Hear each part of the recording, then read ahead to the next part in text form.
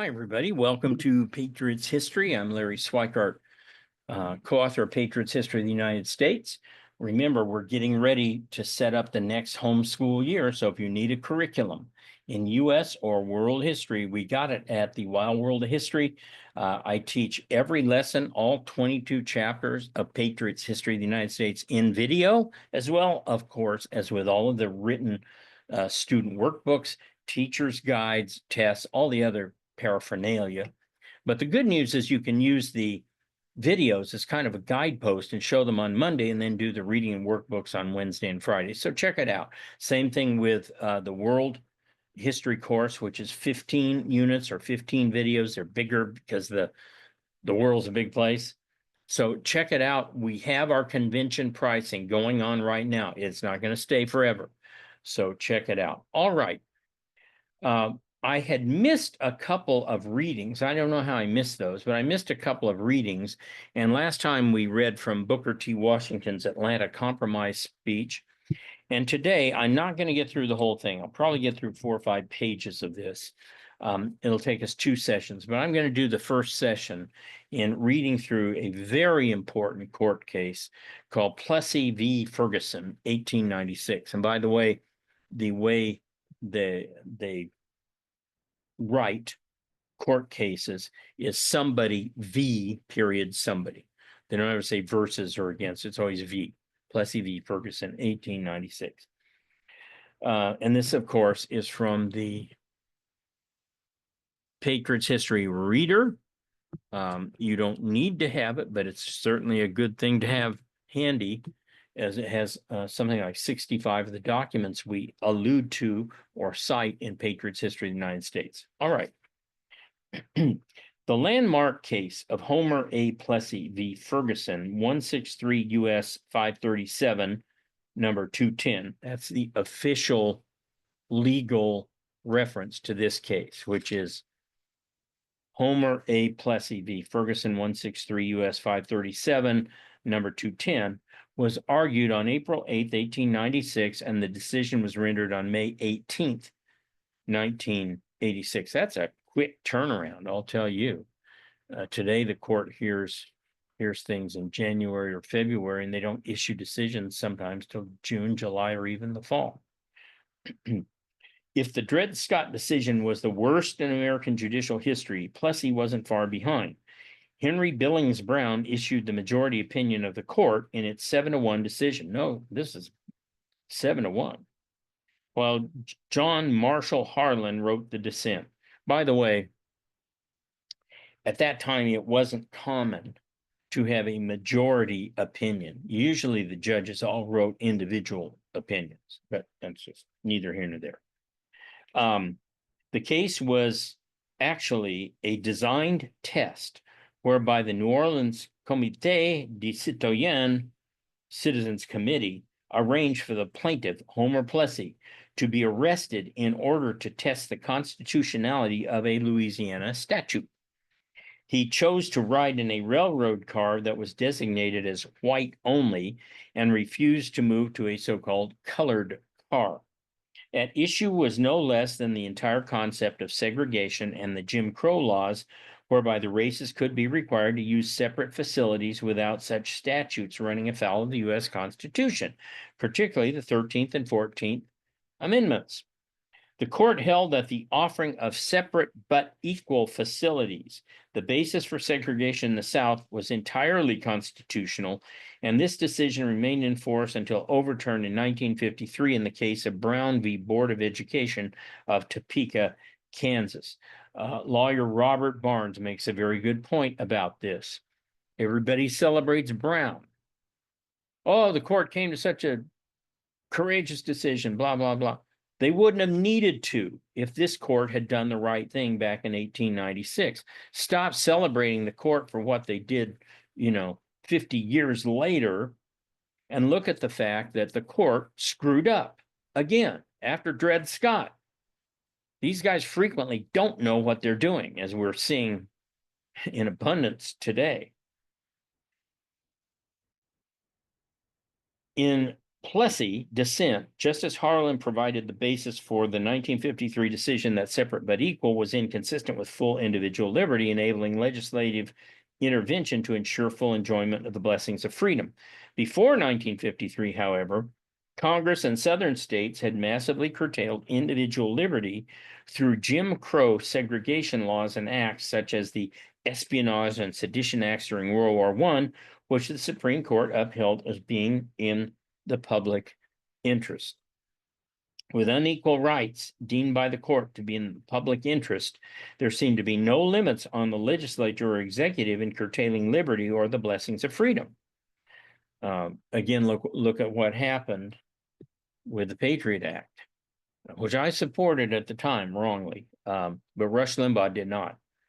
And basically, all of those rules and laws and regulations that were supposed to be directed at terrorists ended up being directed at Americans. And now we can thank the Patriot Act for having us go through these idiotic security lines to get on an airplane anymore. So it happens in time of war. They can expand the laws, regulations, and make it hard on everybody. With unequal rights deemed by the court to be in public interest, there seem to be no limits on the legislative or executive in curtailing liberty or the blessings of freedom. The Bill of Rights apparently was not to be applied to everyone. How can these situations be handled without constitutional amendments or repudiating the Constitution as the law of the land? Certainly the founders intended that neither Congress nor the courts could curtail liberty beyond a certain point. But where that line is drawn remains a matter of debate, as we just saw in the whole COVID fiasco, where they ran roughshod over individual rights, both religious rights and personal freedom rights, to wear or not wear certain masks in public, to get or not get a certain vaccine. Okay. In times of war, conscription for military service has generally been held as a legitimate intrusion on personal freedom. I think most of us could probably agree with that. Even when applied unequally based on intelligence, physical capabilities, religion, occupation, and other factors. Can some laws be exceptions to the Constitution and others not? Should private clubs, country clubs, for example, be forced to admit women? Plessy v. Ferguson demonstrates that there are times when even the Supreme Court can be terribly wrong, and in cases, should its rulings be obeyed? Note, case and page citations have been removed in the interest of brevity. This is already a very long case. So let's get started. Plessy v. Ferguson. Mr. Justice Henry Billings Brown, after stating the case, delivered the opinion of the court. This case turns upon the constitutionality of an act of General Assembly of the state of Louisiana passed in 1890, providing for separate railway carriages for the white and colored races. The first section of the statute enacts, quote, that all railway companies carrying passengers in their coaches in this state shall provide equal but separate accommodations for the white and colored races by providing 2 or more passenger coaches for each passenger train, or by dividing the passenger coaches by a partition so as to secure separate accommodations. Now, first of all, note, the railroad company didn't do this. This was the government, to use Ronald Reagan's term. In the Montgomery bus boycott, the Montgomery Bus Company was integrated before the government said, no, you must segregate. So all of these actions that are often thought to be taken against the private sector, really the private sector was only obeying what the government told it to do, or it would risk fines and imprisonment. And by the way, a partition, really, somehow you're so special that a single curtain makes you different from somebody on the other side of the curtain. There was a great Star Trek episode featuring actor and impressionist Frank Gorshin, and I forget the details, but one side of the alien race had a black on this side and white on the other, and he was being chased and hunted by another guy who had white on this side and black on the other. And Kirk was mystified and goes, I don't understand. you're the same. He goes, the same? He has white on this side of his face. I mean, it's the stars on ours. It's just incredibly crazy stuff. But what did we see during COVID? That wearing a simple, stupid mask on an airplane was going to prevent a microscopic virus from spreading throughout a plane. I mean, it would be like a bee flying through a chain link fence. That was the difference in the level of protection offered. But, there you go. This section shall not be construed to apply to street railroads. No person or person shall be admitted to occupy seats in coaches other than the ones assigned to them on account of the race they belong to, unquote. By the second section, it was enacted, quote, that officers of such passenger train shall have power and are hereby required to assign each passenger to a coach or compartment used for the race to which such passenger belongs. So note that even if the people decided, no, we don't want segregation, we don't mind sitting with white people, and white people, we don't mind sitting with black people, they couldn't do it because the government would force the official of the railroad car to come through and make sure you were segregated, right? He does not belong shall be liable to a fine of $25 or in lieu thereof of imprisonment for a period of not more than 20 days in the parish prison, and any officer of any railroad insisting on assigning a passenger to a coach or compartment other than the one set aside for his race, which said passenger belongs, shall be liable to a fine of $25 or in lieu thereof to imprisonment of a period of not more than 20 days in the parish prison. And should any passenger refuse to occupy the coach or compartment to which he is assigned by an officer of said railroad, the officer shall have the power to refuse to carry such passenger on the train, and for such refusal neither he nor the railroad company he represents shall be liable for damages in any of the courts of this state. So it's the old, I was just following orders, right? The old Nazi argument. I was just following orders. Hey, government says that me, poor Mr. Railroad official, I have to go on there and separate you guys. I really wouldn't do that. I don't care who sits where, but I'm going to get fined if I don't do it. So you got to move. And if you don't move, I'll call the police and they will fine you. The third section provides penalties for the refusal or neglect of the officer, director, conductor. Well, there you go. Conductors and employees of the railroad companies to comply with the act, with a proviso that, quote, nothing in this act shall be construed as applying to nurses attending children of the other race. Oh, how generous of them. The fourth section is immaterial. The information filed in the criminal district court charged in substance that Plessy, being a passenger between two stations within the state of Louisiana, was assigned by officers of the company to the coach used for the race to which he belonged, but he insisted on going into a coach used by the race to which he did not belong. Most likely a black man who had the temerity to go into the white section. Neither in the information nor plea was his particular race or color averred. They wanted to get around that because they knew which race he was.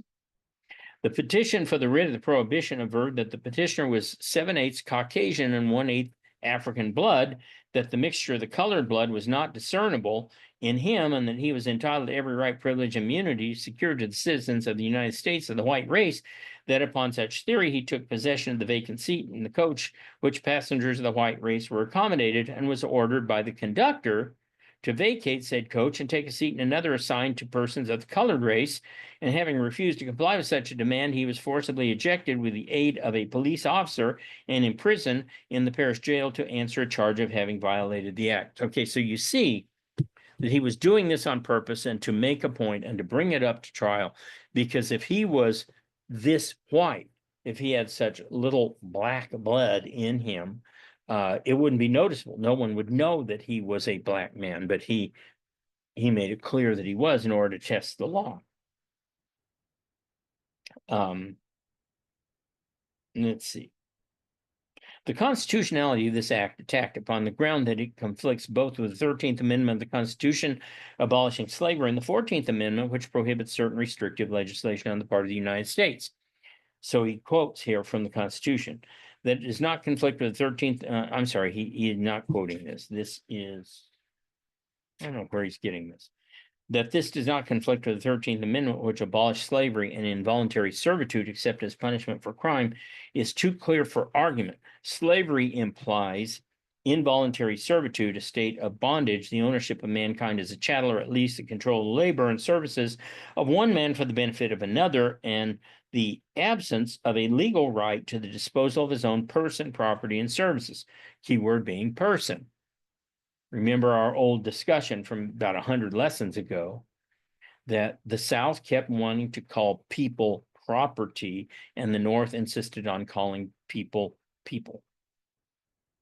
This amendment was said in the slaughterhouse cases to have been intended primarily to abolish slavery as had been previously known in this country, and that it forbade Mexican peonage or the Chinese coolie trade, which they amounted to slavery or involuntary servitude, and that the use of the word servitude was intended to prohibit the use of all forms of involuntary slavery of whatever class or name. In other words, hey, we settled this in the slaughterhouse cases. You can't, this is not just about slavery. It was intimated, however, that the case that this amendment was regarded by the statesmen that day as insufficient to protect the colored race from certain laws which had been enacted in the southern states, imposing upon the colored races onerous disabilities and burdens and curtailing their rights in the pursuit of life, liberty, and pursuit of property to such an extent that their freedom was of little value, and that the 14th Amendment was devised to meet this contingency. So merely saying you're no longer a slave, they tried to get around that through a number of other laws. We've talked about those, the Black Codes and others, that still, in essence, put them back in slavery. So too in the civil rights cases, it was said of the act of a mere individual, the owner of an inn, public conveyance, or place of amusement, refusing accommodation to colored people cannot be justly regarded as imposing any badge of slavery or servitude upon the applicant, but only involving an ordinary civil injury properly cognizable by the laws of the state and presumably subject to redress by those laws until the contrary appears. In other words, in civil rights cases, they said that just because I won't let you stay at my hotel doesn't mean I'm reinstituting slavery. And you have remedies, they said, which consisted of bringing suit in court, as opposed to basic civil rights. It would be running the slavery argument into the ground, said Mr. Justice Bradley, to make it apply to every act of discrimination which a person may see fit to make as the guests he will entertain, or as to the people he will take into his coach or cab or car, or admit to concert or thereafter, or deal with in other matters of intercourse or business. And then Harlan continues, by the 14th Amendment, all persons born or naturalized in the United States, subject to the jurisdiction thereof, are made citizens of the United States in the state wherein they reside, and states are forbidden from making or enforcing any law which shall abridge the privileges or immunities of citizens of the United States, or shall deprive any person of life, liberty, property without due process of law, to deny any person wherein their jurisdiction of equal protection of laws. So, as a citizen, are you not equally protected to go rent a hotel room, or to, go ride on a bus or a train, or whatever it is? Don't you have those protections? Proper construction of this amendment was first called to the attention of the court in the slaughterhouse cases, which involved, however, not a question of race, but one of exclusive privileges. The case did not call for any expression of optimism as to the exact rights it was intended to secure for the colored race, but it said generally that its main purpose was to establish citizenship of the Negro, to give definitions of citizenship of the United States and the states, and to protect from the hostile legislation of the states the privileges and immunities of citizens of the United States as distinguished from those of the citizens of the states. So they get back here to these definitions of where does citizenship come from? Does it come from the state? Does it come from the federal government? Where does it come from? Hang on one second. I'm getting a little blurry. There, that's better. I don't know what was happening there. Sorry. The object of the amendment was undoubtedly to enforce the absolute equality of the two races before the law, but in the nature of things, it could not have been intended to abolish distinctions based on color, or to enforce social, as distinguished from political, equality and commingling of the two races upon terms unsatisfactory to either. So he's saying, nah, slaughterhouse cases didn't do that.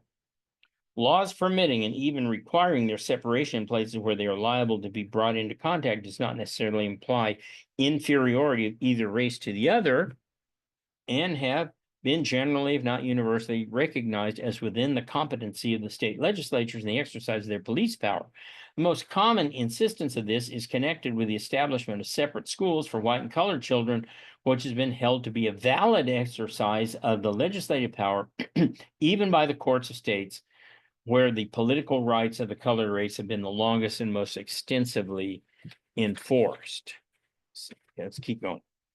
One of the earliest of these cases is that of Roberts v. City of Boston, to which the Supreme Judicial Court of Massachusetts held that the General School Committee of Boston had the power to make provision for the instruction of colored children in separate schools established exclusively for them and to prohibit their attendance upon the other schools. The great principle, said Chief Justice Shaw, advanced by the learned and eloquent advocate for the plaintiff, Mr. Charles Sumner, is that by the Constitution and the laws of Massachusetts, all persons without distinction of age and sex, birth or color, origin or condition are equal before the law. But when this great principle comes to be applied to the actual and various conditions of the persons in society, it will not warrant the assertion that men and women are legally clothed with the same civil and political powers, and that children and adults are legally to have the same functions and to be subject to the same treatment, but only that of rights of all as they are entitled and regulated by law, are equally entitled to the paternal consideration and protection of the law for maintenance and security.